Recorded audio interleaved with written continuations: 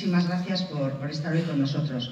Bueno, me corresponde ahora a mí, de una forma muy breve, porque creo que vamos fatal de tiempo, presentarles a uno de los más notables intelectuales católicos contemporáneos, Fabrice Ardagh, francés, de origen judío, con un apellido tunecino impronunciable.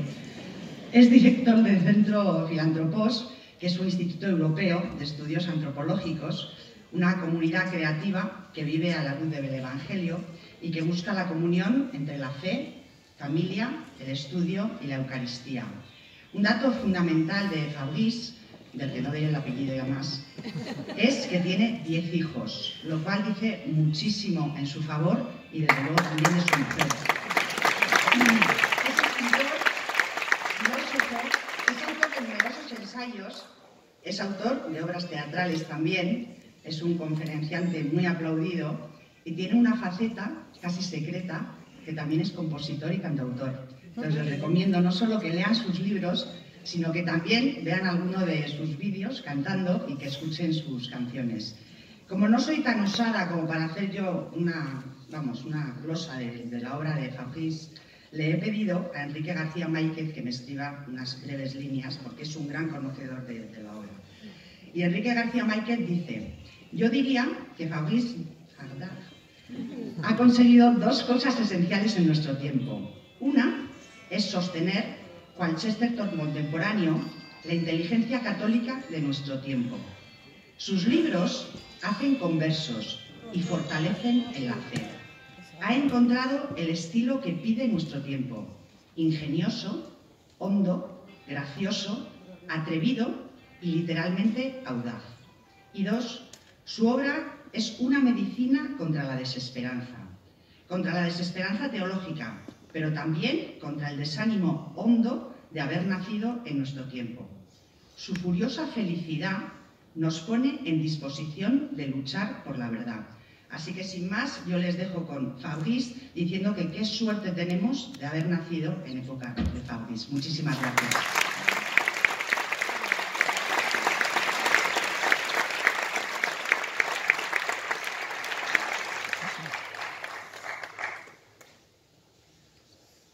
Gracias. Hablo español. Es el milagro. Nos jugamos la vida. La expresión es cuando menos paradójica. Afirma algo serio, algo grave e incluso gravísimo, y al mismo tiempo habla de juego, es decir, de algo que se asemeja a la ligereza o incluso al divertimento. ¿Cómo comprender esta ligereza grave o este juego serio? Cuando nos jugamos la vida, ¿acaso seguimos jugando? ¿No sería más bien ese el momento en que ya no jugamos? Estábamos moviendo nuestro pequeño caballo sobre el tablero, y aquí que un peligro urgente, por ejemplo, una alarma de incendios, nos obliga a dejar las fichas y a correr afuera. Fin de la partida. Pero, si no hay ya juego alguno, digámoslo incluso con todo el sentido de esta palabra, si no hay ya recreación alguna, ¿cómo podría aún haber vida? Si el peligro nos paraliza hasta el punto de destruir en nosotros el brotar gratuito de la vitalidad, ya estamos muertos. Para mantenernos vivos, hace falta que subsista el juego, incluso en medio del peligro. Eso es lo que nos enseña el springbok, ese antílope de la África Austral. Cuando es perseguido por un guepardo, da de vez en cuando un brinco vertical, como un muelle, a pesar de que ese mismo rebote no la lleva hacia adelante, sino hacia arriba. Reduce la distancia con su depredador y constituye un gasto de energía inútil. Pero el Springbok no es nuestro único maestro espiritual. Esta idea de juego serio como calificativo de la vida misma es en realidad muy antigua. Y podríamos encontrarla en todos aquellos autores que, por muy opuestos que sean, no han tenido miedo de pensar con suficiente profundidad como para no despreciar la superficie de las cosas. Esta idea aparece en el Parménides de Platón. El sabio anciano que da nombre al diálogo dice que la filosofía es un juego serio. Había dejado entender previamente que por muy alto que uno ascienda en el universo de las ideas, no puede despreciar el barro, la mugre, ni el más mínimo cabello. Y que por lo tanto las cosas aparentemente fútiles nunca lo son del todo. La vida jugada se encuentra también, por supuesto, en la obra de Nietzsche. Es el pensador por excelencia de la ligereza grave. Su Zaratustra quiere matar el espíritu de pesadez. Él es el que sabe bailar sobre las ciénagas y la angustia espesa. Llega incluso hasta declarar: el hombre verdadero quiere dos cosas, el peligro y el juego, y por eso quiere a la mujer, el juguete más peligroso. El estilo, a la vez gracioso y dramático de esta declaración, remite a la fuente de la vida, la atracción del hombre por la mujer, interpretado como el juego más serio y lo serio más alocado.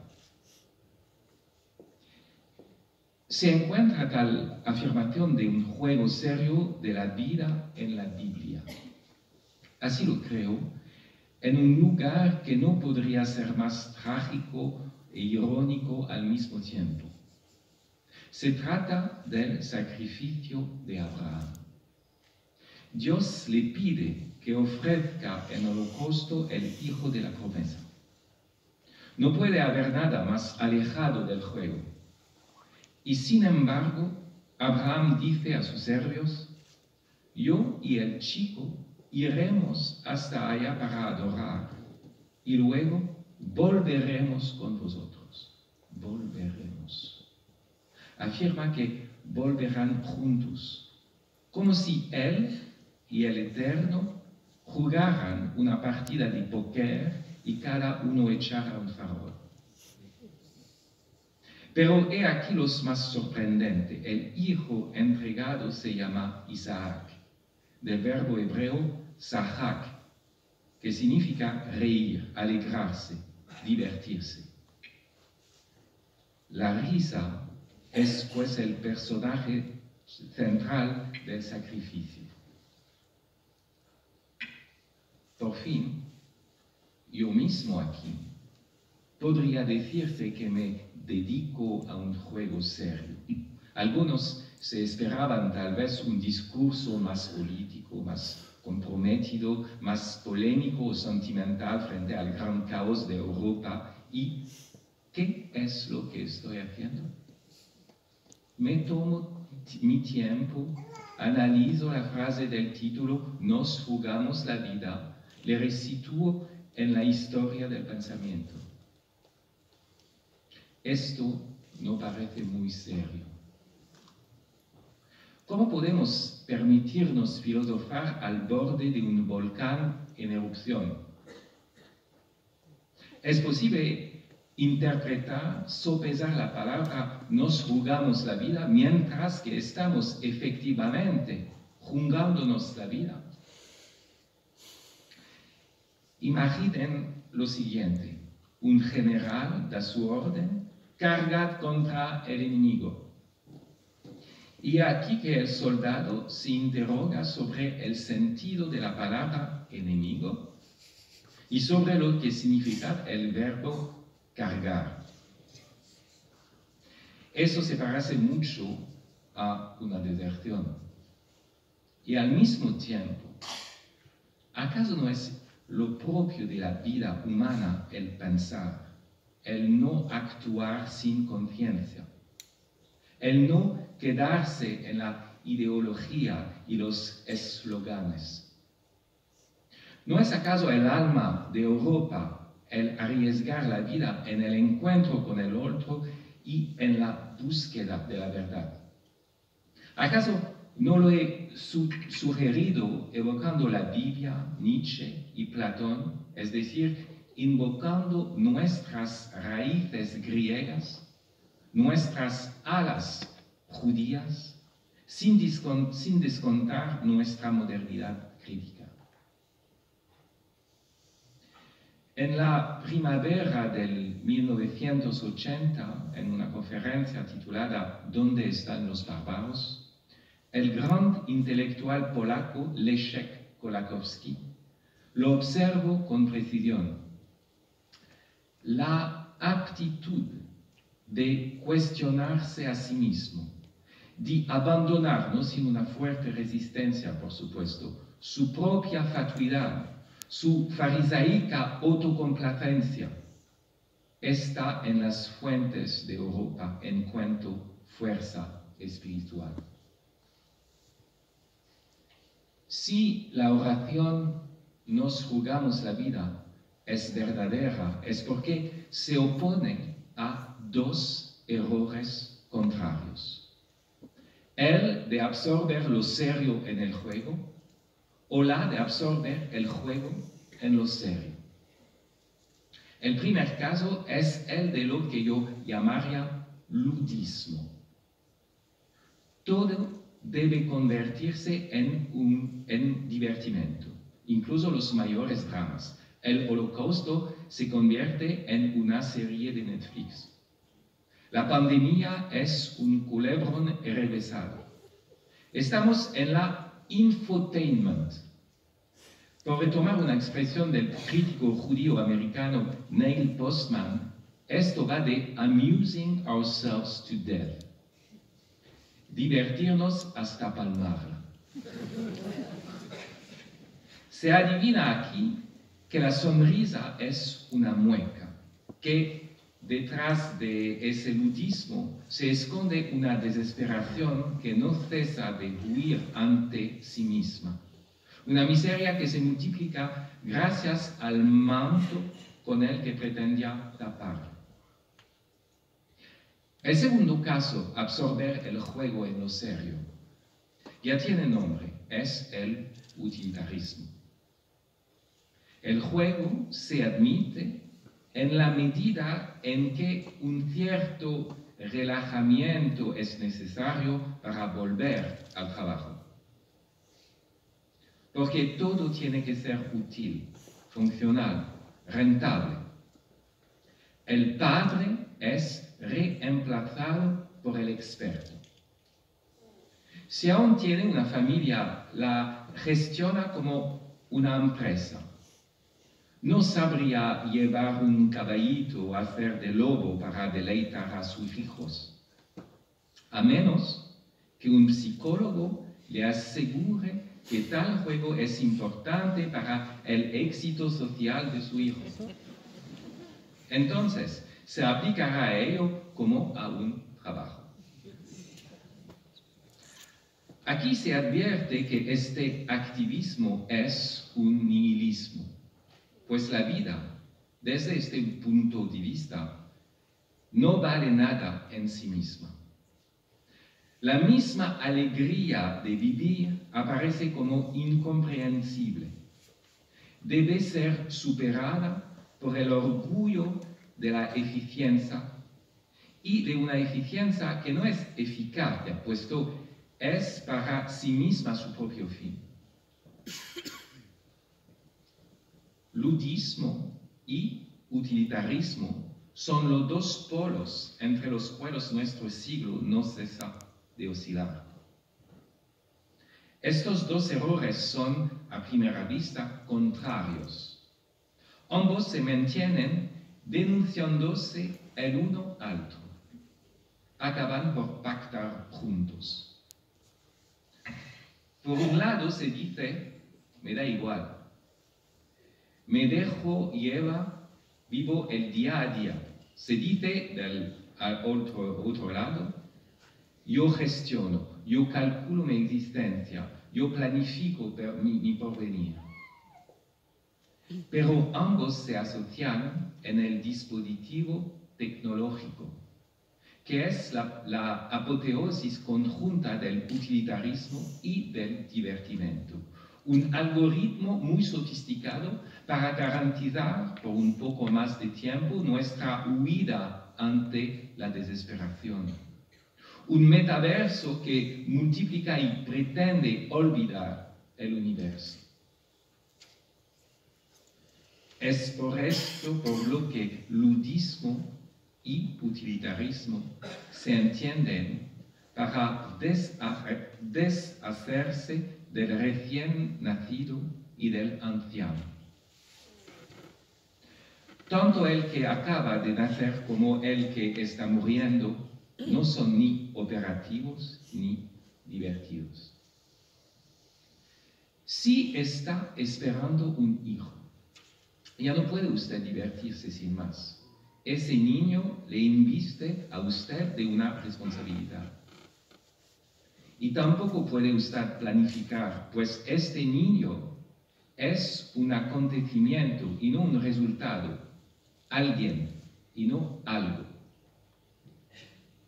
No se puede razonablemente elegir tener un hijo desde un punto de vista lúdico, a menos que se haga del niño una distracción, lo cual es a la vez difícil y cruel.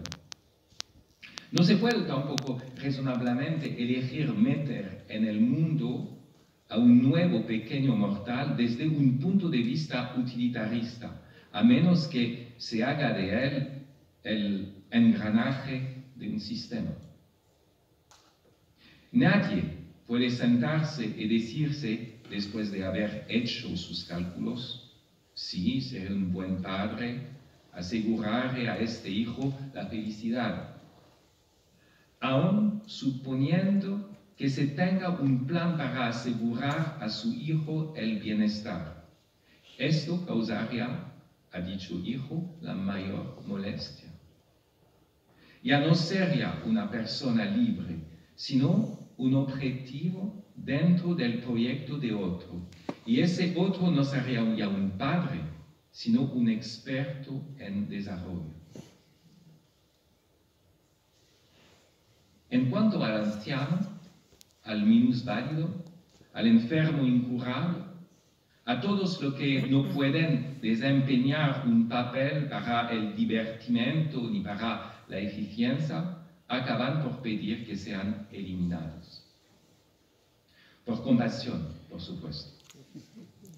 Porque aquel que no se puede divertir ni ser rentable tiene el sentimiento, en este contexto, de haber perdido su dignidad. Y es así como el aborto y la eutanasia se convierten en suplementos del utilitarismo y del ludismo.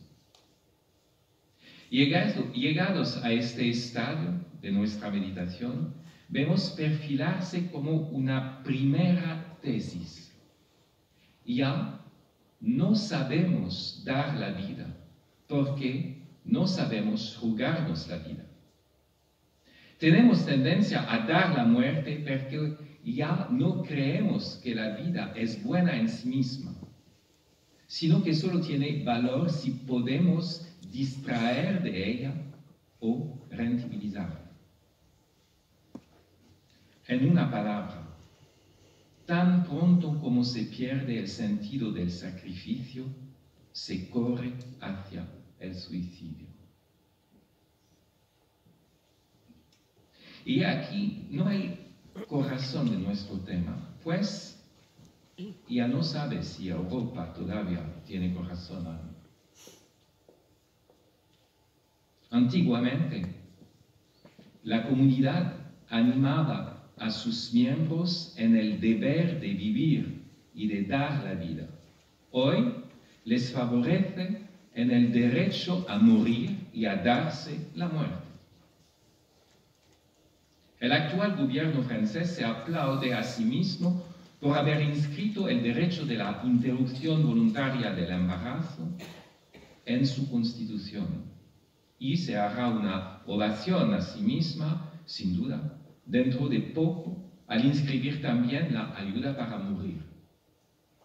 Como si la Constitución no tuviera ya como objetivo organizar la vida democrática, sino asegurar la dimisión demográfica. Como si la Constitución fuese ante todo un medio de destitución y de desaparición. Pues no se trata siquiera de morir, sino de desnacer. Lo que llama la atención hoy en Europa no es en primer lugar la destrucción, sino el descenso de la natalidad. Un descenso demográfico que desemboca en la imposibilidad misma de la destrucción. El mejor medio de evitar la guerra, dicen, es impedir que nazcan los futuros combatientes. El mejor medio de evitar la devastación del medio ambiente, dicen, es evitar que haya un medio ambiente. Pues hay medio ambiente solo para los hombres, para quienes es su ambiente, con el riesgo de devastación que esto implica. En una palabra, para ya no jugarse la vida, nos parece más cómodo no vivir, no dar su vida, no dar la vida, apagarse antes de que nos alcance la extinción, suicidarse para no tener que morir. Y ya no se trata tanto de destruir los seres como de agotar las fuentes. Ya no se trata tanto del derecho médico de matar como de la muerte del deseo. La muerte del deseo. Todos nuestros planes de perfeccionamiento tecnocrático, de control de la sexualidad sobre pretexto de liberación de la sexualidad, son huidas hacia adelante que esconden esta muerte del deseo. Tampoco es absolutamente malo que las instituciones europeas estén obsesionadas con la promoción del derecho a la autodestrucción voluntaria, ni que sus médicos se parezcan cada vez más a verdugos. Es bueno que el síntoma se declare. Es bueno que sus instituciones confiesen su desesperación. La evidencia del suicidio material permite hacer aparecer el suicidio espiritual que está en curso. El desánimo de Europa, su desmoralización o su falta de coraje. Habría que retomar aquí el discurso que Alexander Solzhenitsyn pronunció en Harvard en 1978.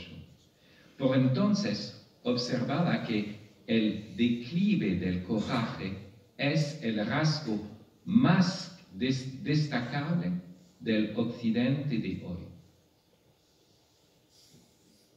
Quedamos aquí y ahora en el corazón del tema, pues la palabra coraje deriva de la palabra corazón. ¿Qué es el coraje? Tomás de Aquino dice que es una virtud que confirma el espíritu del hombre frente a los peligros mayores, que son los peligros de muerte. El espíritu, en esta frase, es designado por otro nombre del alma, no ánima, sino animus. no el alma en cuanto que anima el cuerpo, sino el alma en cuanto que lo expone al combate, de manera reflexionada. Tener un ánima conjugada con ánimos, es no estar desanimado. Es estar listo para arriesgar la vida, no por fascinación de la muerte, sino por deseo de la misma vida. Este es el sentido según el cual he tomado el título que se me ha dado para esta intervención. Nos jugamos la vida. Podría haberse comprendido diciendo que no es bueno jugarse la vida, que estamos en una época mala, que antes era mejor y que si nos encontramos hoy es para soñar con una situación mejor y tanto que ya no habría hecho falta arriesgar la vida. No obstante, me esfuerzo en mostrar que se trata de lo contrario. Por un lado, creer que antes era mejor es no creer en la providencia que me ha puesto en este tiempo y en este lugar para que dé testimonio de la verdad. Pues es aquí y ahora donde se juega mi vida y mi responsabilidad. Pretender que pudiera haber hecho el bien ayer o que haré el bien mañana en un mundo mejor, pero no hoy, en este mundo atormentado, es cambiar mi misión en dimisión. Por otra parte, la condición de viviente es esencialmente un velo riesgo que correr. La vida es siempre lo que se juega, lo que se expone, en una esencial gratuidad. Y quiero acabar con este punto, con la esencia de la vida y con la cuestión de la esperanza. Pues este es con frecuencia el problema de quienes se presentan como defensores de la vida. No se interrogan sobre en qué consiste verdaderamente la vida. Y sobre todo no se preguntan si la vida es defendible. ¿Y si la vida fuese indefendible? ¿Y si fuese ese carácter indefendible el que la sitúa más allá de nuestras especulaciones y de nuestras evaluaciones? De hecho, ¿a partir de qué lugar que no sea la vida podría yo defender la vida? ¿Acaso voy a defenderla desde la no vida? La vida, tal y como nos ha tocado vivirla, es una carrera a muerte, un don en pura pérdida, una danza y un duelo, un juego serio. Y por eso me gusta aplicarle la frase de Orson Welles con respecto a la corrida. Es indefendible e irresistible. Si fuese directamente la vida eterna, no tendríamos que defenderla. Pero, ¿cómo es esta vida herida, agonizante, decaída, abocada al peligro y a lo perecedero? No sabríamos defenderla, pero tampoco sabríamos rechazarla, pues eso sería rechazarnos a nosotros mismos. Y sería también no ver que a través de esta prueba, por esta prueba misma, la vida es una misión y una ofrenda. Pienso en la famosa frase de Xavier Zubiri. No es que la vida tenga una misión, sino que es misión. Zubiri habla de la vida humana, pero esto se aplica incluso a la vida más elemental, a nivel zoológico. Si la vida tuviese como objetivo su mera conservación, ni siquiera debería haber comenzado. Una piedra sería desde el comienzo más adaptada. No solo es que dure más tiempo, sino que no ha de cansarse cada día para asegurarse la subsistencia.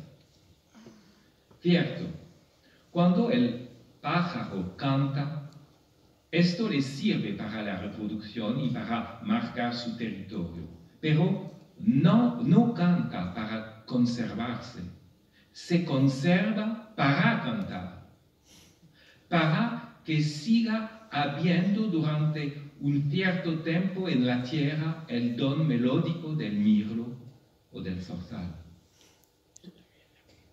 La vida es esencialmente exponerse, un juego serio.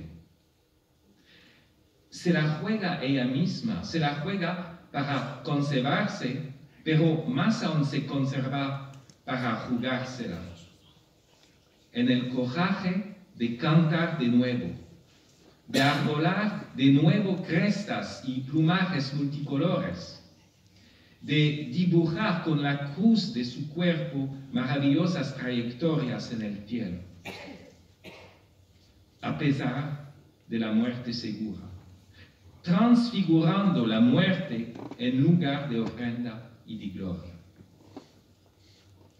Lo que se llama el canto del cisne. Es de nuevo Platón el que habla de este canto a través de la boca de Sócrates para hacer de este el canto del filósofo. Cita: los cisnes, cuando sienten que van a morir, hacen oír su canto más bello. Están contentos porque se van a encontrar con el Dios al que sirven. Pero los hombres, por su miedo a la muerte, calumnian incluso a los cisnes. Pretenden que los cisnes lloran su muerte y que el dolor inspira ese último canto, pero no es para nada el sufrir lo que les hace cantar, sino el entrever los bienes de lo invisible. Fin de la cita. Así, la vida está animada por un quijotismo fundamental. Es a la vez Don Quijote y Sancho Panza. Como a Sancho le gustan los placeres del comer, pero ese placer ya es más que la mera necesidad de subsistir, es apertura al mundo, confrontación con el otro, en la convivencia de la mesa. Como Quijote, busca la aventura y la persigue a pesar de la errancia y la multitud de golpes. Es vida recibida para ser vida dada. Incluso en el pajarillo, pues, hay algo así como una esperanza natural y espontánea. La naturaleza que le ha hecho nacer la condena de antemano. Y aún así se esfuerza por seguir cantando, como si viese más allá. Las ciencias astrofísicas nos dicen que desde una mirada mundana, la vida no es más que un ínfimo paréntesis en la evolución del universo. Pero ¿por qué este ínfimo paréntesis es más rico y variado que lo rodea? ¿Y por qué ese pajarillo? Si todo ha de acabar en el frío y el polvo intersideral. Voilà. Y aquí el misterio de esta vida jugada. arriesgada, dada en pura pérdida, según parece. Su gratuidad es la del absurdo o la de la gracia, la del sinsentido o la de un sentido trascendente. Vuelvo a la Europa de nuestros días. En ella se ha dicho, Dios ha muerto. Pero decirlo no es deshacerte de él, es cargar con un cadáver que contamina todas las fuentes. Es hacer de la muerte el propio Dios. Y esto es tan insoportable que se acaba, sea destruyéndose a sí mismo, sea cediendo su sitio a los que blanden el nombre de Dios para ejercer el terror. El alma de Europa, en los momentos de su mayor vitalidad, ha sabido mantener unidos la fe y la razón, la esperanza y la lucidez, la tradición y la aventura. Y he aquí que está dispuesta a abandonarse a la dislocación de un tecnologismo mortífero y de un fundamentalismo terrorista. Pero de nada sirve condenar el culto a la eutanasia y el aborto.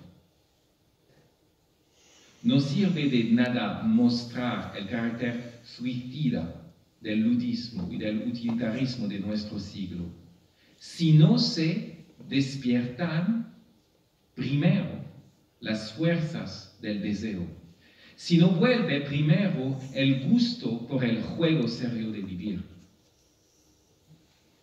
De hecho, sin esperanza alguna, ¿por qué no iba a ser el suicidio la solución?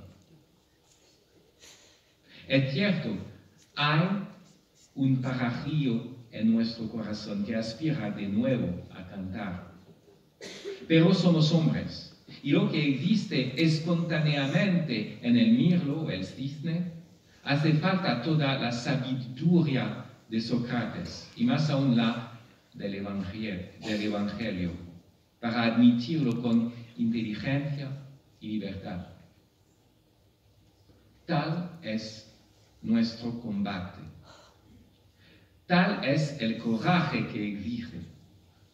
No solo arriesgar la vida por la justicia y la verdad, sino arriesgarla mostrando que el mayor peligro es el de no arriesgar nada, el de no dar y acompañar la vida hasta el final, en la felicidad y en las pruebas, para lo mejor y para lo peor, según la fórmula nupcial.